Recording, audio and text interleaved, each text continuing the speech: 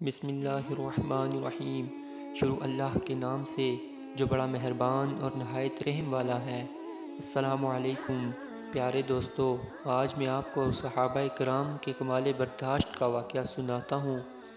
حضرت جابر رضی اللہ تعالیٰ عنہ فرماتے ہیں کہ حضور صلی اللہ علیہ وسلم نے ایک دفعہ ہمیں قریش کے ایک تجارتی قافلے کے مقابلے کے لیے بھیجا اور حضرت ابو عبیدہ بن الجراح رضی اللہ تعالیٰ عنہ کو ہمارا امیر بنایا، اور آپ نے ہمیں کھجوروں کی ایک زنبیل بطور توشہ کے دی۔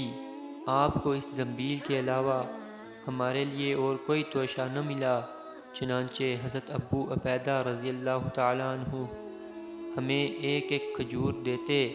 حضرت جابر رضی اللہ تعالیٰ عنہ کے شاگرد کہتے ہیں کہ میں نے کہا، آپ لوگ ایک کھجور کا کیا کیا کرتے تھے؟ انہوں نے کہا کہ ہم ایک کھجور کو ایسے چوستے تھے جیسے بچہ دودھ چوستا ہے، اور اوپر سے ہم پانی پی لیا کرتے تھے، تو وہ ایک کھجور ہمیں صبح سے شام تک کافی ہو جاتی تھی۔ ہم اپنی لاٹھیوں سے پتے جھاڑتے اور انہیں پانی میں بھگو کر کھا لیا کرتے تھے۔ تو صحابہ کرام نے دین کے لیے کتنی مشکلات برداشت کی، کتنی سختیاں، کتنی پریشانیاں برداشت کی۔